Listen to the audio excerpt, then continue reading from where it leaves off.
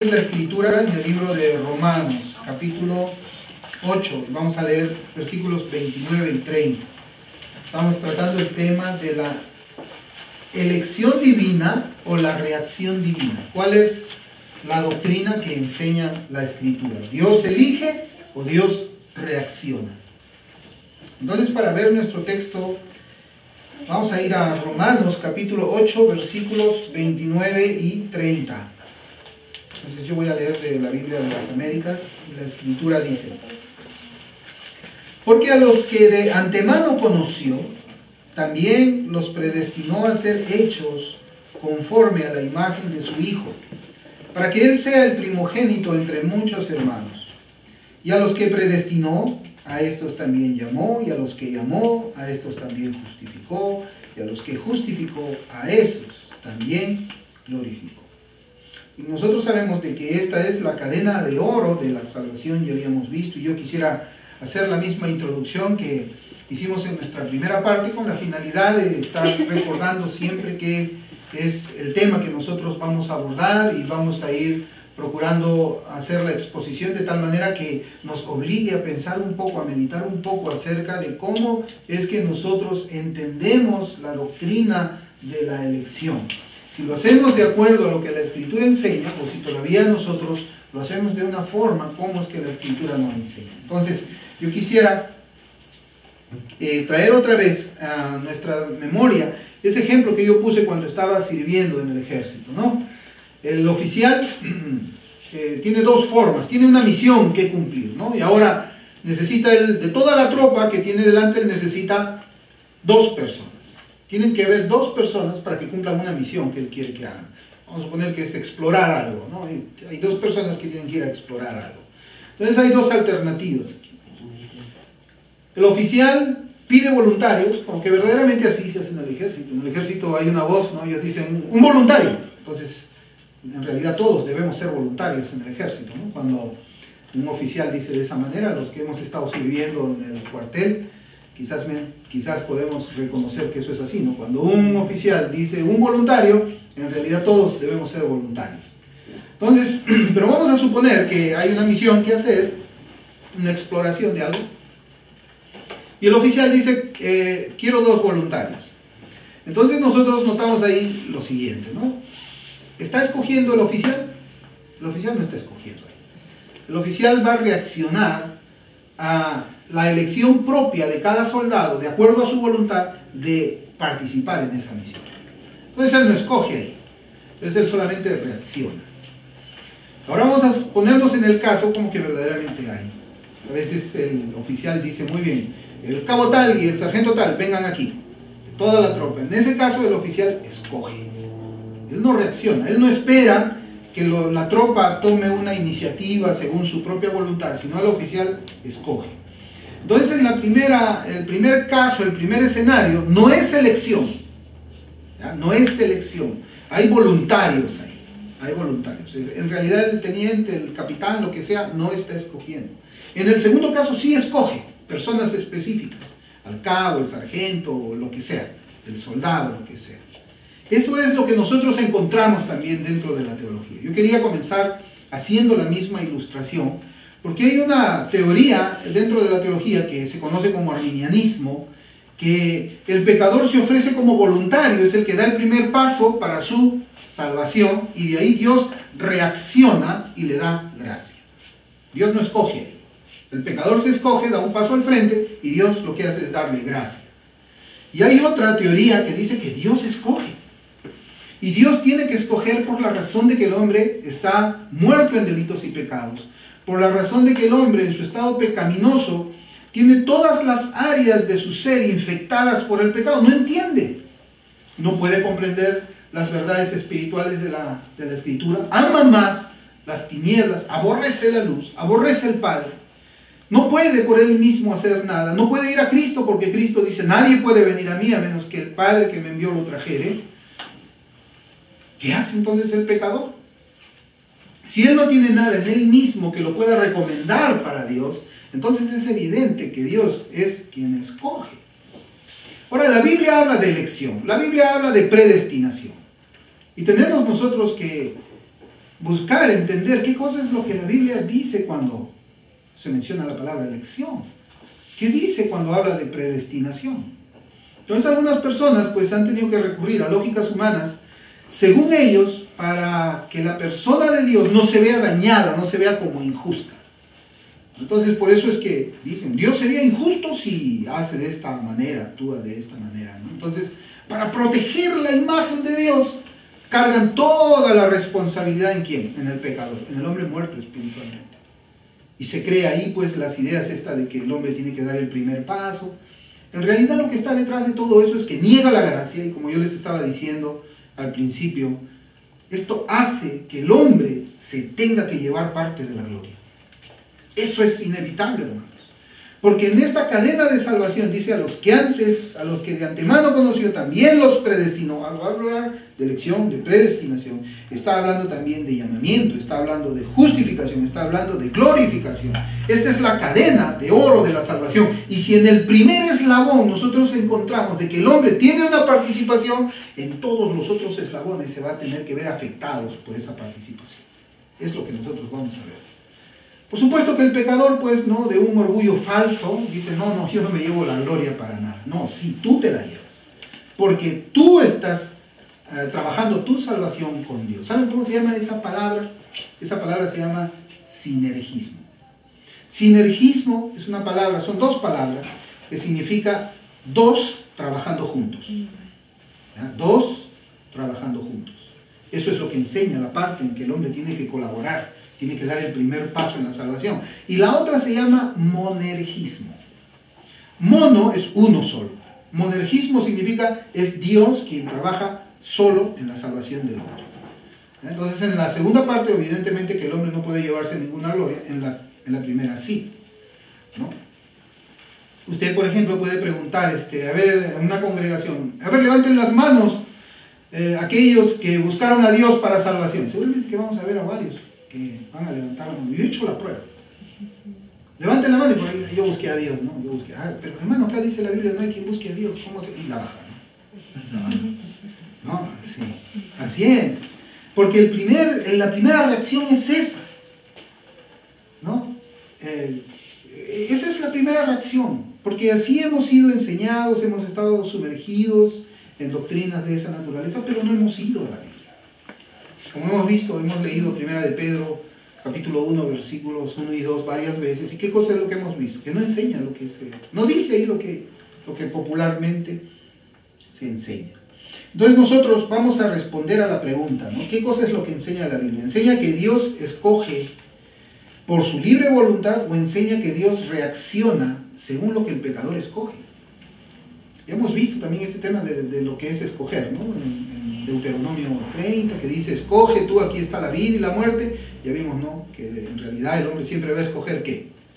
Muerte. El hombre nunca va a escoger la vida. Eso es lo que enseña ese versículo, y ese versículo apoya lo que es la depravación total del hombre.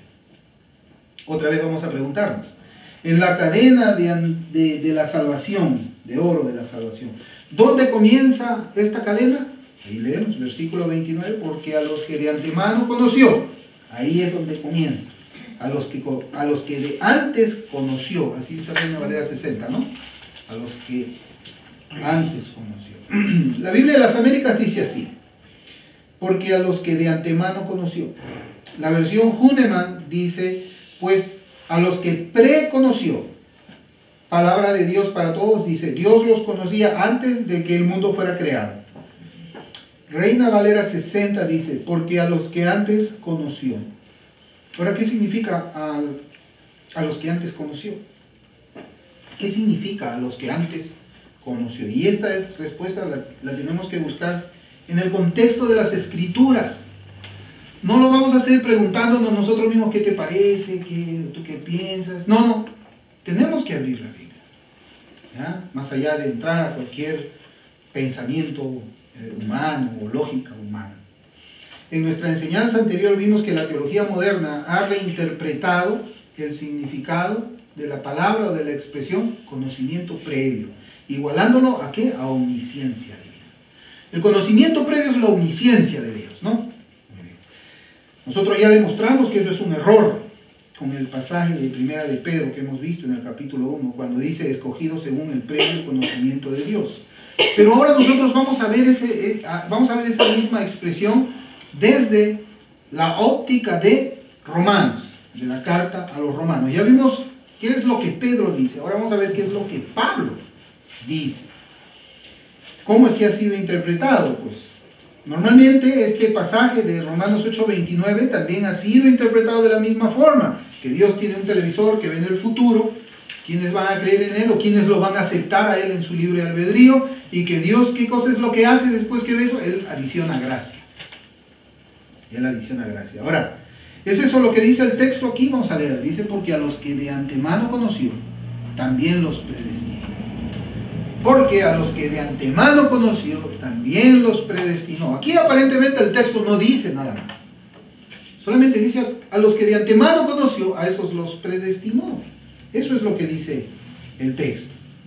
Y nosotros ya dijimos, ¿no?, que la interpretación de que Dios ve en el futuro a ver quién escoge, ese es un razonamiento que proviene de las tiendas teológicas o de la teología arminiana, la teología pelagiana y la teología semipelagiana. Ellos son los que postulan esto, considerando pues que el hombre tiene libre albedrío. Se da cuenta, el libre albedrío es el que juega, es el eje en todas las doctrinas que nosotros vamos a ver. El hombre tiene libre albedrío, entonces el hombre tiene que escoger a Dios. Y después Dios reacciona, adicionando gracia a la elección del hombre. No debería, en este punto no debería de llamarse, según esta forma de idea, no debería de llamarse la doctrina de la elección divina, sino debería llamarse la doctrina de la elección humana, no divina. Entonces, ¿cuál es la consecuencia de un planteamiento como el que escuchamos? Yo veo que hay dos consecuencias, hermano. Hay dos consecuencias cuando nosotros creemos que el hombre es el que escoge a Dios, ¿ya? Y las dos están relacionadas con una distorsión de la doctrina de la elección. ¿Por qué? Porque bajo este razonamiento Dios no elige. Dios no elige. O sea, si Dios ve en el futuro, y esto yo lo recalco bastante porque así se llama esto que nosotros decimos. Cuando decimos que Dios ve en el futuro, ¿quién va a elegir? Dios no es el que elige. ¿No se da cuenta? Dios no elige. Dios solamente, ¿qué es lo que hace? Reacciona según la elección de las personas. Por eso es que esta doctrina, vista desde ese punto de vista, debe de llamarse la doctrina de la reacción divina, o la doctrina de la elección del pecador. Pero no puede llamarse la doctrina de la elección divina porque Dios no escoge, Él no está escogiendo aquí. Y tenemos que ser claros, no está escogiendo Dios aquí bajo ese modelo. Si el pecador decide en su libre albedrío creer y aceptar a Cristo, entonces Dios reacciona dándole gracia. Esa es la reacción, dándole gracia. Si el pecador decide en su libre albedrío no creer ni aceptar, entonces Dios reacciona ¿cómo? No dándole gracia, negándole gracia. Eso es lo que dice, ¿no? En segundo lugar, hermanos, distorsiona el significado de la palabra gracia. Ese planteamiento también hace que la forma teológica bíblica de la gracia también esté distorsionado. ¿Por qué? Porque el pecador no es escogido por gracia. El pecador es escogido por obligación. El pecador dice, ya te escogí yo, Dios, ahora tú tienes la obligación de darme gracia. Tienes que. Por eso debería llamarse la doctrina de la obligación divina también, pero no de la elección, porque Dios no está escogiendo. ¿Por qué? Dios se ve obligado a salvar a la persona que ha decidido amarlo primero. ¿Sí? El pecador ama primero a Dios, entonces Dios tiene que darle ¿qué cosa ahora? Gracia. Tiene que darle gracia. Entonces, considerando pues que la elección es parte de la cadena de la salvación y siendo esta por obligación, entonces la salvación deja de ser por gracia. Ya no es por gracia, hermanos. Póngase a pensar. Por eso es que se dice que el pelagianismo niega la gracia. ¿Quién es el que da el primer paso para la salvación del pecador? Una pregunta así. ¿Quién es el que da el primer paso? ¿Es Dios o el pecador? Claro, cuando decimos nosotros la pregunta así tan descubiertamente, vamos a tener que decir Dios. Porque si decimos que el hombre, negamos gracia. Pero cuando nosotros vamos al planteamiento de la doctrina de la elección, ¿qué es lo que nosotros decimos? El hombre escoge a Dios y después Dios escoge al hombre. O sea, ¿quién es el que da el primer paso? Prácticamente, ¿quién es el que está dando el primer paso en la salvación? ¿Quién es? El pecador. Y Dios tiene que reaccionar, o Dios está en la obligación de dar eso. ¿Pero qué dice Romanos 11:6? Romanos 11:6, mire cómo es un pasaje muy extremo, podríamos decirlo, muy exclusivo, muy de poner dos polos totalmente separados. Romanos 11:6, porque mire cómo dice la Escritura. Dice, Romanos desde el 5 vamos a leer, versículos 5 y 6 de Romanos 11, dice, y de la misma manera también ha quedado en el tiempo presente un remanente conforme a la elección de la gracia de Dios. Aquí está hablando de elección por gracia, ¿ya? De la misma manera también ha quedado en el tiempo presente un remanente conforme a la elección de la gracia de Dios. Y miren, ahora el 6 dice, pero si es por gracia, ya no es a base de obras. De otra manera, la gracia ya no es gracia. Y si por obras, ya no es gracia. De otra manera, la obra ya no es obra. Entonces no podemos nosotros mezclar. No podemos mezclar. ¿Ya? Estamos en eso. No podemos mezclar. O es por obras, o es por gracia. Ahí está. Desde el principio hasta el fin. No es que Dios comienza salvando por gracia y a la final el hombre pone su obra. Pero tampoco es de que el hombre comienza poniendo su obra y Dios comienza a añadir gracia. No hay mezcla aquí. Entonces, si es por obra, es por obligación. Dios tiene que retribuir eso. ¿Ya? Esa parte nosotros tenemos que considerar. Entonces, hermanos, miren, desde el punto de vista arminiano, esta doctrina debería llamarse la doctrina de la reacción de Dios. Así tiene que llamarse, ¿ya? O la doctrina de la obligación de Dios. Así, ese es el nombre. Ellos no pueden decir, no pueden llamar a esto la doctrina de la elección de Dios, porque Dios no elige, Dios no escoge. No lo está haciendo. Ninguno de los casos Dios elige, sino más bien reacciona y se ve obligado, ¿no? ¿Por qué digo esto? Porque si el hombre no escoge a Dios, Dios no le va a conceder las demás gracias de la salvación que están descritas en esta cadena de oro. ¿Se acuerdan cómo hemos visto nosotros en Romanos 8, 29? Miren, si el pecador no elige a Dios, entonces Dios no lo predestina. Si el pecador no elige a Dios, entonces Dios no lo va a llamar. Si el pecador no elige a Dios, entonces Dios no lo va a justificar. Si el pecador no elige a Dios, Dios no lo va a glorificar. Si el pecador no elige a Dios, Dios no lo va a salvar. Entonces, ¿quién es el que da el primer paso en la salvación, de acuerdo a la postura arminiana? El hombre. Dios reacciona, está obligado. En conclusión, viendo todas estas hipótesis, a este versículo, el pecador es el soberano de su propia elección. Él es el soberano, no Dios. Él es el soberano de su propia salvación. Y yo me hago esta pregunta, hermano. Si el pecador ama más las tinieblas y aborrece a Cristo, ¿cómo puede ser soberano en su salvación? ¿Cómo? Si el hombre no puede entender el mensaje del Evangelio a causa de su depravidad, como dice la Biblia, no hay quien entienda, entonces ¿cómo puede ser él soberano de su propia salvación? ¿Cómo? Yo pienso que es como poner a un bebito recién nacido en un bote salvavidas en la mitad del océano y decirle, sálvate. ¿Podrá un bebito recién nacido salvarse? No puede. No puede ser soberano en su propia salvación. Va a morir. No tiene la capacidad de hacerlo. No tiene la capacidad de hacerlo. Así también. ¿Cómo Dios va a dejar que el hombre sea soberano en su propia salvación? Cuando en la Escritura dice, no hay quien entienda, no hay quien busque a Dios, no hay ni uno. Pero te voy a dejar a ti ser soberano en tu propia salvación. No puede. No puede.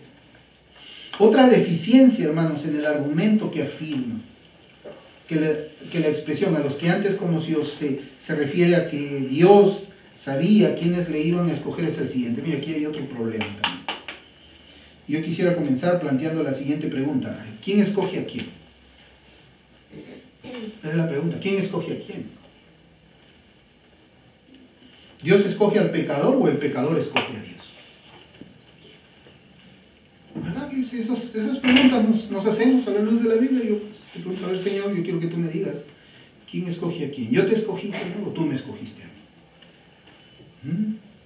Si afirmamos que el pecador, quien escoge primero a Dios, estamos afirmando entonces de manera contraria algunas enseñanzas claras de la Biblia. ¿Por qué? Porque estaríamos diciendo de que algunos sí pueden buscar a Dios. Pero la Biblia que dice, no hay quien busque a Dios. Estamos diciendo que algunos pueden ir a Cristo, pero Cristo dice, nadie puede venir a mí. ¿Quién escoge a quién? Estaríamos nosotros diciendo de que, Señor, nosotros te amamos primero y después tú nos amaste a nosotros. ¿Lo que dice la Biblia? Nosotros le amamos porque ¿quién amó primero? Dios. Entonces, ¿quién es el que da el primer paso en la salvación? ¿Quién es el primero que ama? Es Dios el primero que ama. ¿Por qué decimos que es el hombre que ama a Dios primero? ¿Por qué vamos a decir que es el hombre que primero busca a Dios? ¿Por qué vamos a decir que el corazón del hombre anhela a Dios, ama, aborrece las tinieblas y ama la luz? No podemos. Ese es otro problema cuando nosotros nos vemos en este planteamiento. Y ustedes prueben, hermanos. Así, cuando tengan oportunidad de tomar un café con alguien que habla de esta doctrina, háganlo. Pregunte, ¿quién escoge a quién? ¿Quién ama primero? Y ahí nosotros vamos a notar qué cosa. De que los hermanos en realidad creen que Dios escoge. Pero ¿saben qué? Inmediatamente yo les decía, la tradición es más fuerte que la escritura. Pero inmediatamente regresan a la tradición. Se mueven, otra vez a la tradición. No, el hombre escoge. Yo una vez estaba conversando también aquí, ¿no? Cuando vivía en el otro lado, con una persona que enseña en un seminario aquí. Yo le hice la misma pregunta. ¿Quién es el que da el primer paso para la salvación? Dios, me dijo. Dios. Dios tiene que dar gracia primero. Ok. Muy bien, entonces vamos a pasar a la segunda pregunta. Espera, me dice. Espera. El hombre tiene que hacer algo. Ok, te voy a preguntar otra vez. ¿Quién ama primero? ¿Ama el pecador primero a Dios o Dios ama primero al pecador? Y me dijo, no, Dios ama primero. Dios es el que tiene que dar el primer paso para la salvación. Muy bien, entonces yo quiero hablarte ahora. Espera, me volví a decir. Es que el hombre tiene que hacer algo. Hermanos, como 3, 4 veces sucedió esto mismo que les digo. En su mente, a la luz de la Escritura, él entendía que era Dios quien escoge. Pero la fuerza de la tradición lo llevaba otra vez, lo movía a decir, espera. El hombre tiene que hacer algo. Y al último dije, bueno, y ya dime, ¿qué cosa es lo que tiene que hacer el hombre? El hombre tiene que creer. ¿Puede creer sin la ayuda del Espíritu Santo? No. Entonces, ¿quién es el que debe dar el primer paso? El Espíritu Santo. Muy bien, entonces digamos, es que espérate. El hombre tiene que arrepentirse. Ok. El arrepentimiento es un regalo de Dios, es una gracia de Dios. Mira, acá dice la Biblia esto. O no, si es Dios quien tiene que dar el primer paso. Ok, entonces vamos a decir, espérate, que el hombre tiene que hacer algo. ¿Saben, hermanos? A veces nosotros tenemos esa cadena y como un grillete en nuestro tobillo y no nos deja mover a lo que la Biblia dice. Y estamos atados a las tradiciones, estamos atados a las enseñanzas tradicionales y populares, y como siempre hemos sido, podría decirse, inundados de esa clase de enseñanza, hemos terminado pensando de que es ortodoxa o es sana doctrina, cuando no lo es, no está en las páginas de la Biblia, no lo está, no está. A la pregunta, ¿quién da el primer paso en la salvación del pecador?, el arminiano responde, el pecador puede, si quiere, como si tuviese voluntad para poder hacerlo. Pero ¿qué significa a los que antes conoció? Aquí en Romanos 8:29, que nosotros estamos viendo. ¿Qué significa en el contexto de las Escrituras esta palabra, a los que antes conoció? ¿Significa acaso, hermanos, tener información de quiénes son y de lo que van a hacer?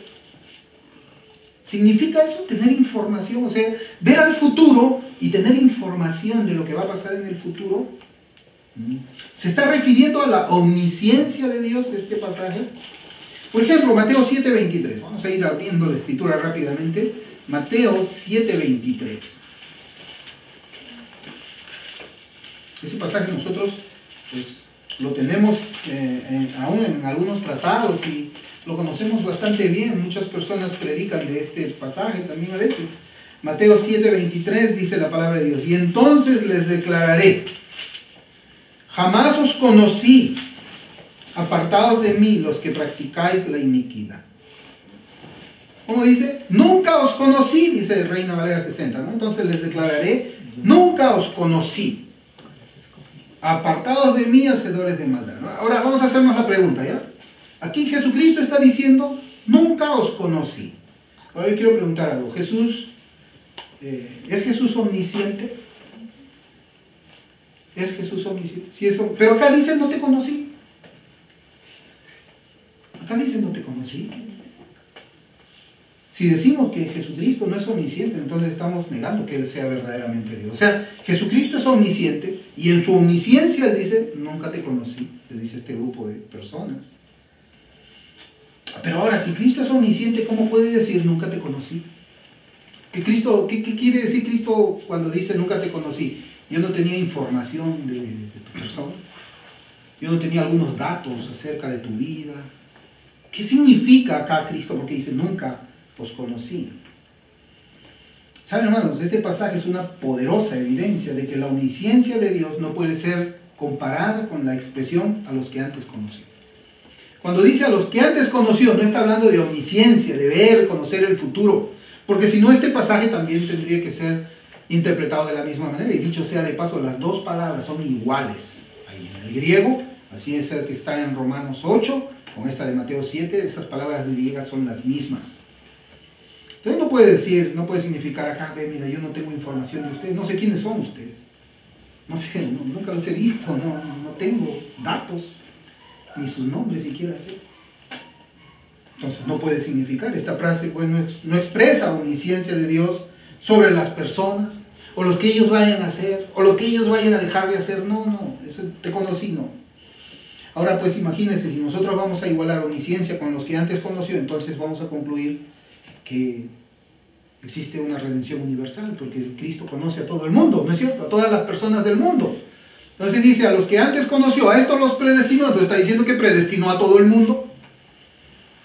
Universalismo, salvación universal, ¿eso está enseñando? Tampoco. Entonces, ¿qué significa los que antes conocí? ¿Qué significa apartados de mí? Nunca os conocí.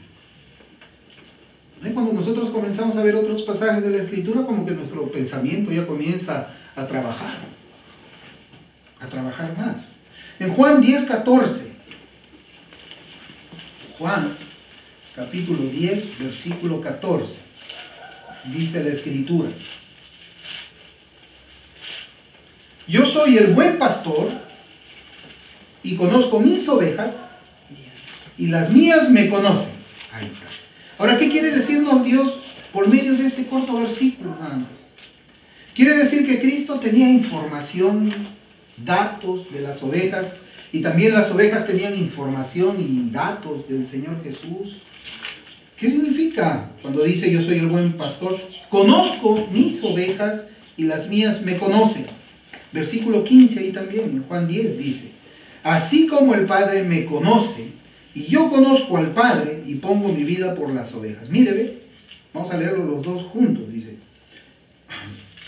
10:14. Dice, yo soy el buen pastor y conozco mis ovejas y las mías me conocen. Así como el Padre me conoce y yo conozco al Padre y pongo mi vida por las ovejas. Bueno, ahora, ¿qué significa de que el Padre conoce a Cristo y que Cristo conoce al Padre? Es la misma pregunta que tenemos que hacernos aquí. ¿Qué significa conocer? ¿Significa tener información, tener datos, tener estadísticas? ¿Qué significa conocer aquí? ¿Significa que el Padre tiene información de lo que el Hijo hace? ¿Y significa que el Hijo tiene información de lo que el Padre hace? ¿Qué significa conocer? Génesis 4:17. Bueno, hay mucha escritura, vamos a ver unas cuantas que nos puedan ayudar. Génesis 4:17. Dice la palabra de Dios: Y conoció Caín a su mujer, la cual concibió y dio a luz a Enoc. ¿Qué significa? Caín conoció a su mujer, que dio su pasaporte, tuvo su DNI, comenzó a buscar en internet sus registros, sus datos. ¿Qué significa que Caín conoció a su esposa? Se la presentaron: hola, ¿qué tal? ¿Cómo estás? Yo me llamo Caín, ¿cómo te llamas tú? ¿Qué significa? Conoció Caín a su mujer y dio a luz un hijo. ¿Qué significa conocer? Y en Lucas 1:34 también nosotros hemos visto el mismo. Vamos a Lucas, capítulo 1, versículo 34. Eso ya lo hemos visto también en nuestro estudio de Lucas. Dice la palabra de Dios: entonces María dijo al ángel: ¿cómo será esto? Pues no conozco varón. ¿Cómo? ¿Qué? María vivía enclaustrada en una habitación y solamente las mujeres la servían. ¿Cómo que no conozco varón? ¿Ella acaso no caminaba por la calle y no conocía a un varón? ¿No tenía información? Decía, y acá María está diciendo: ¿cómo es que voy a salir encinta? ¿Cómo voy a salir embarazada si no conozco varón?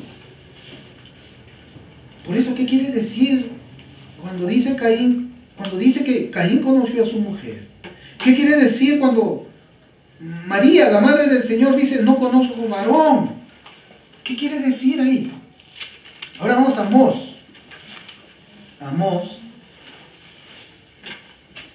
Está después de Daniel, viene Oseas, luego viene ¿cuál? Después de Oseas viene Joel, después de Joel viene Amós. Amós capítulo 3, versículo 2. Voy a leer Reina Valera 60. Yo estoy tomando citas de Reina Valera 60. Amós capítulo 3, versículo 2. Reina Valera 60 dice: a vosotros solamente he conocido de todas las familias de la tierra. Por tanto, os castigaré por todas vuestras maldades. Bueno, si Dios es omnisciente, hermanos, si Dios es omnisciente, es decir, Él conoce todo, ¿por qué dice solamente he conocido a Israel? No conocía a Dios a otras familias de la tierra, no conocía a Dios otras naciones de la tierra, no conocía a Dios los incas, no conocía a Dios los mayas, no conocía a Dios los celtas, no conocía a Dios los chinos, solamente conocía a Israel. ¿Qué significa? ¿Qué significa aquí? Yo no conozco más que a ustedes. ¿Saben, hermanos? Nosotros vemos que la palabra conocer en ciertos casos no significa tener conocimiento intelectual o conocimiento de acciones y hechos. La palabra conocer significa, ¿saben qué? Significa una relación íntima. Una relación íntima. Por eso, Romanos 8:29 mismo, que nosotros estamos viendo, lo refuta. Refuta esa creencia de que está relacionado como omnisciencia, pues dice a los que antes, a los que conoció, o a quienes Dios conoció. No dice, miren, no dice lo que Dios conoció, sino aquí habla de personas, a quienes Dios conoció. No dice lo que Dios conoció, lo que hicieron, y menos significa fe prevista. Menos significa que Dios vio en el futuro a ver quién va a creer y quién no va a creer.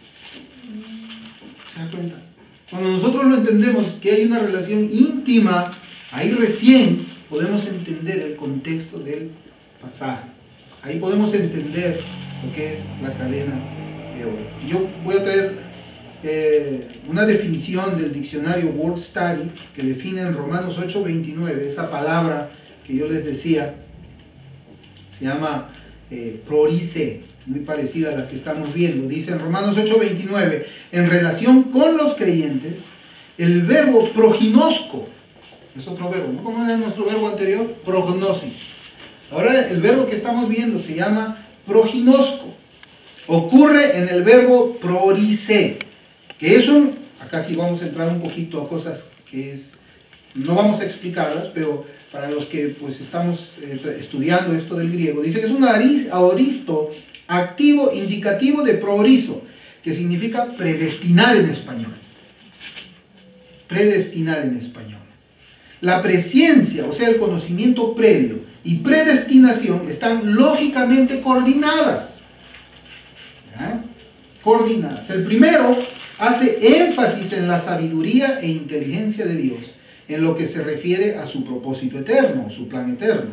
Y el segundo hace énfasis en el ejercicio de la voluntad de Dios con respecto a su propósito o su plan eterno.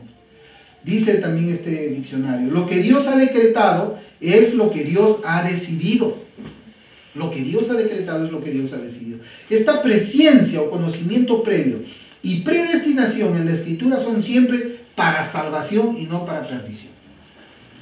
¿Por qué el diccionario Word Study y otros diccionarios también que yo estaba viendo lo definen de una forma diferente, partiendo de esa palabra griega, a cómo popularmente se enseña?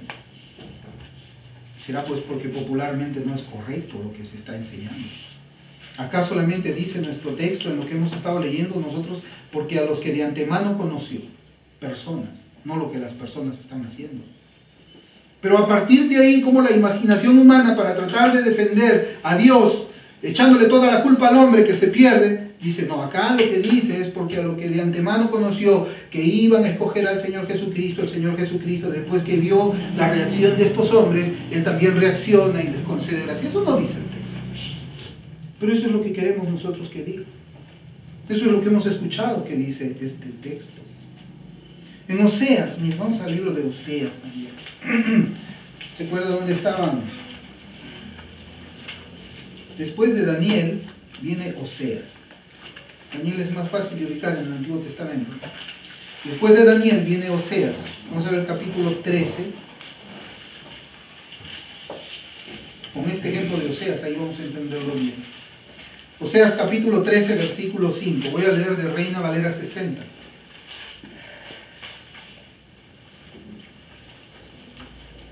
Y vamos a ir retrocediendo a otros textos que hemos citado también. Reina Valera 60 dice en Oseas 13, 5. Yo te conocí en el desierto, en tierra seca. Ahora, ¿qué significa esa palabra? Yo te conocí en el desierto. ¿Significa que Dios tenía información de los israelitas cuando estaban cruzando el desierto? No. Miren, vamos a ver otras traducciones de ese mismo pasaje. La versión Huneman dice, yo te pastoreé en el desierto, en tierra inhabitable. Miren, yo te pastoreé. Yo te conocí, yo te pastoreé. La versión de la Biblia de las Américas, que es la que yo mayormente uso, dice, yo te cuidé en el desierto. Yo te conocí, yo te cuidé en el desierto. La versión Kadosh dice, yo te atendí como pastor en el desierto. ¿Sí? Yo te conocí, significa, para Kadosh, yo te conocí, significa, yo te atendí como pastor en el desierto. Estas versiones, hermanos, quieren decir que Dios amó a Israel en el desierto. Entonces, a los que antes conoció, es a los que antes amó. A los que antes amó. Mateo 7:23 también, que, bueno, Reina Valera 60, Mateo 7:23. Dice el pasaje, y entonces les declararé, jamás os conocí, apartaos de mí, los que practicáis la iniquidad, dice la Biblia de las Américas. La Reina Valera 60 dice, y entonces les declararé, nunca os conocí, apartaos de mí, hacedores de maldad. Miren cómo dice la Biblia en lenguaje sencillo. Dice, pero yo les diré, apártense de mí, gente malvada. Yo no tengo nada que ver con ustedes. Yo no tengo nada que ver con ustedes. Lo que quiere decir este pasaje cuando dice, nunca os conocí, apartaos de mí, hacedores de maldad, está diciendo en realidad, nunca los amé, apártense de mí, hacedores de maldad. Nunca los amé, nunca los conocí, nunca los amé. Es lo que dice la Biblia. Es lo que ellos entendían. Cuando Mateo era leído en la iglesia primitiva y dijeron, el Señor Jesucristo, leían esa parte, nunca os conocí. ¿Cómo entendieron ellos? O el Señor no tenía información de ellos. No, su omnisciencia falló en ese rato. No, ellos entendían, nunca más, el Señor nunca los amó. Oh, el Señor nunca los amó. Eso es la forma como ellos lo entendieron. De la misma Biblia que tenemos nosotros. Ahora, con la misma Biblia nosotros lo entendemos diferente. Qué curioso, lo entendemos diferente. Primera de Corintios también. Vamos a Primera de Corintios, capítulo 8, versículo 3.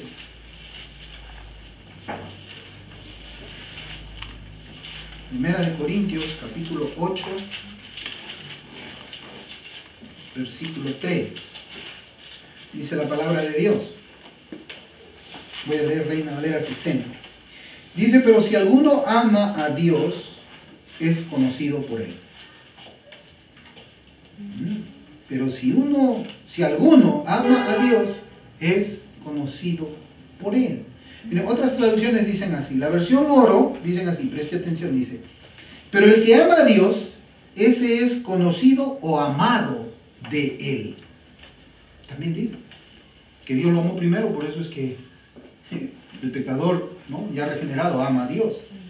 El Nuevo Testamento, Arcas Fernández, también tiene una traducción muy buena. Dice, pero si ama a Dios, entonces es objeto del conocimiento amoroso de Dios. Entonces, cuando la palabra de Dios dice, es conocido por él, está hablando de que es amado por él. Es amado. Entonces, no puede decirse que conocimiento previo es igual a la omnisciencia de Dios. No, no es igual.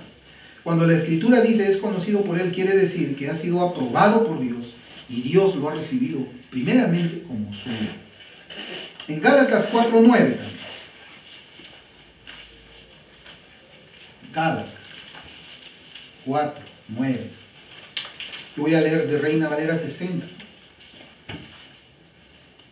Dice, mas ahora, conociendo a Dios, o más bien, siendo conocidos por Dios. Ay, ¿cómo es eso? Parece como un juego de palabras. Dice, más ahora, conociendo a Dios, o más bien, siendo conocidos por Dios. Mire, Jamieson Fausset Brown comenta de esta porción de la Biblia de la siguiente forma. Dice, ellos no conocieron y amaron a Dios primero, mas Dios, en su amor electivo, primeramente los conoció y los amó como suyos, y por esto los atrajo al conocimiento salvador de Él. Esa es la interpretación correcta cuando hablamos de conocer. Y este pasaje, hermanos, se encuentra en el contexto de la salvación. En el contexto de la salvación, si leemos todo el contexto de este versículo. Por eso, ser conocido por Dios significa ¿qué cosa? Ser salvo. Cuando el Señor Jesucristo dice, no los conozco a ustedes, te dice, ustedes no son salvos. A nosotros Dios nos conoce, Él dice, conozco a mis ovejas. ¿Qué cosa quiere decir cuando nos está diciendo conozco a mis ovejas? Que Cristo nos ama. Y mis ovejas me conocen. Sus ovejas aman a Cristo. Eso es lo que dice. Conocimiento, amor, conocimiento previo, amor previo. No está hablando de omnisciencia, no está hablando de que Dios tiene una bola mágica, que ve al futuro, y quién va a aceptar, quién no va a aceptar, y de ahí Dios reacciona. No, hermanos, no enseña eso. Ni siquiera la palabra griega tiene ese significado. No se iguala a omnisciencia. Pero sin embargo, nosotros escuchamos que se enseña de esa manera. Y creemos que es de esa manera. Pero no es así. Y podemos nosotros, hermanos, saben que citar cientos de pasajes del Antiguo Testamento, del Nuevo Testamento también, que establecen que cuando Dios conoce significa que Dios ama. Podemos hacerlo, no tenemos todo el tiempo. Por esa razón, conocimiento previo, hermano, significa amor previo. Eso no es un motivo para estar agradecidos de que Dios me haya amado a mí previamente, antes que todo fuera formado.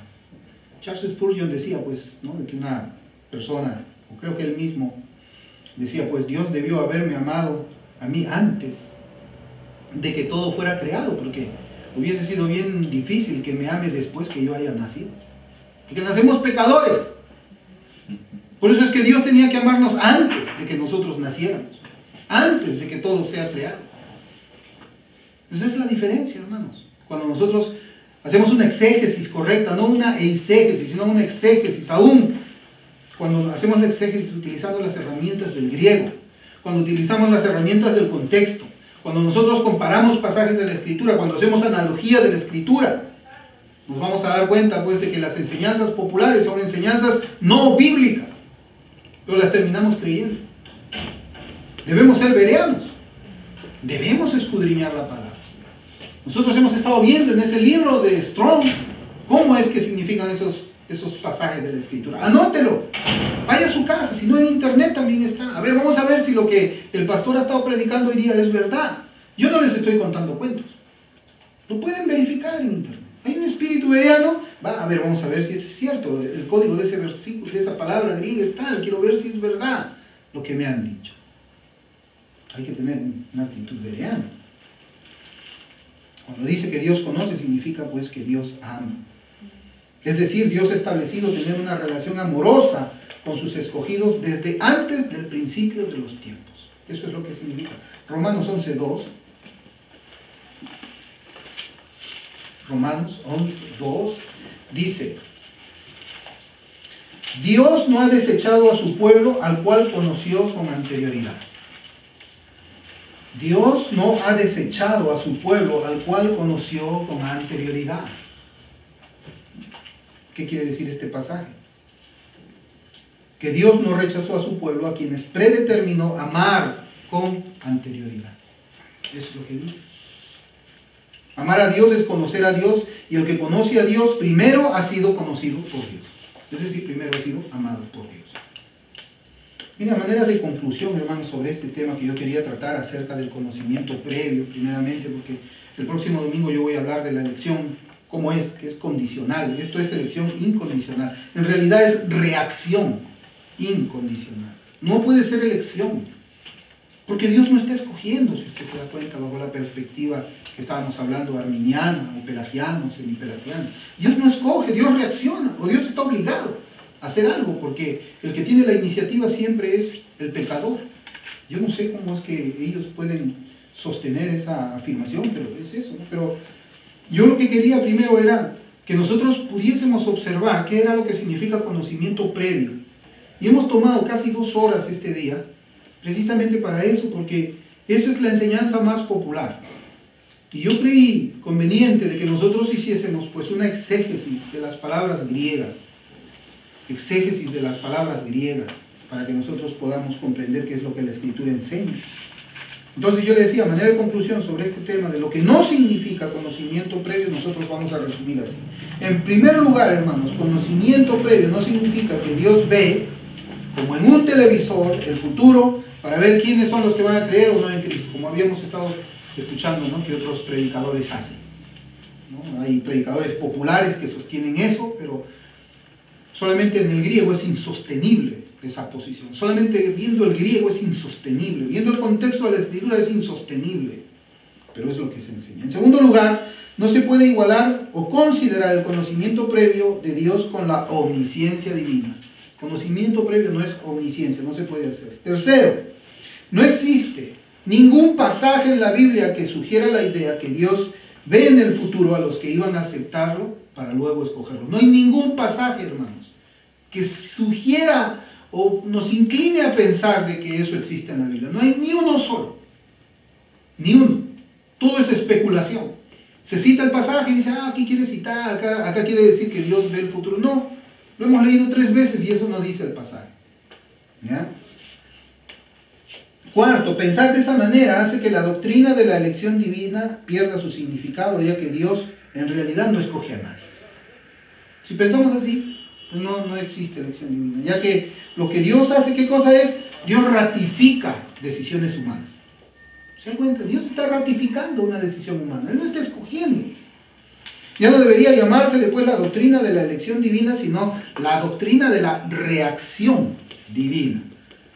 Así tendría que llamarse. Y esto implica también que la elección no sería por gracia, esa es otra conclusión que hemos visto, sino por obligación. Entonces sería salvación por obras. Decir que el pecador tiene que dar el primer paso es salvación por obras. Y eso es predicar otro evangelio. Y el que predica otro evangelio sea anatema, sea maldito. Así es, así de simple. Por eso es que es declarado herejía. Todas estas enseñanzas han sido declaradas herejías muchas veces. Porque en realidad son herejías. Y detrás de todo esto está la salvación por obras. Ya que el hombre pues decide su elección y Dios solamente responde a esa acción. Eso es salvación por obras. Todas estas ideas arminianas que hemos visto que el hombre tiene que dar el primer paso, contradicen pasajes de la Escritura que hemos visto nosotros. Por ejemplo, en Juan, capítulo 1, versículos 12 y 13 dice: pero a todos los que le recibieron les dio el derecho de llegar a ser hijos de Dios, es decir, a los que creen en su nombre. ¿Y quiénes son esos que creen en su nombre? Dice, que no nacieron de sangre, no nacieron ni de voluntad de carne, ni nacieron de la voluntad del hombre. Si no nacieron de la voluntad de ¿quién? De Dios. Así dice la Biblia. No naces por voluntad de hombre. No naces por voluntad de un varón. No naces por voluntad de sangre. Tú naces por la voluntad de Dios. Entonces, es decir, que el hombre tiene que escoger, es contradecir este pasaje. Romanos 6:16 dice: así que no depende del que quiere ni del que corre, sino de Dios quien tiene misericordia. El hombre no puede elegirlo. No puede elegir a Dios. ¿Por qué? Porque no quiere. Nadie quiere. Nadie quiere. Efesios 1:11 dice: también hemos obtenido herencia, habiendo sido predestinados según el propósito de aquel que obra todas las cosas conforme al consejo de su voluntad. La salvación no la obra conforme al consejo de su voluntad, la obra, por supuesto que sí, conforme a la voluntad de Él, no conforme a la voluntad de la criatura caída, porque la criatura caída no puede a causa de la infección que tiene en el pecado. No puede. No puede. Miren, John Murray comentó lo siguiente, John Murray dice: en el terreno exegético debemos rechazar la idea que la expresión antes conoció se refiere a una fe prevista. Presencia se utiliza en el sentido práctico como sinónimo de amor, para establecer sobre ese amor deleite, afecto y acción. Eso es lo que significa presciencia o conocimiento previo. Significa amor, para que sobre la base de ese amor Dios actúe. Dios predestina sobre la base de esa presciencia, como hemos visto ahí en Romanos 8, 29 y 30. Y nosotros sabemos que la Biblia menciona en muchas de sus páginas que Dios es el que escoge. Eso lo menciona claramente la Escritura. Pero hoy hemos visto que la elección para salvación no es posible sobre la base de algo que haga un pecador, ya que éste es incapaz de buscar a Dios. El pecador es incapaz de buscar hacer algún bien para su propia salvación. No lo es. No lo es. Efesios 1, del 3 al 6 dice: bendito sea el Dios y Padre de nuestro Señor Jesucristo, que nos ha bendecido con toda bendición espiritual en los lugares celestiales en Cristo Jesús, según nos escogió en Él antes de la fundación del mundo, para que fuéramos santos y sin mancha delante de Él. En amor nos predestinó para adopción como hijos para sí mediante Jesucristo, conforme al beneplácito de su voluntad, para alabanza de su gloria, de su gracia, que gratuitamente ha impartido sobre nosotros en el amado. Esa es la doctrina de la elección en 3 versículos.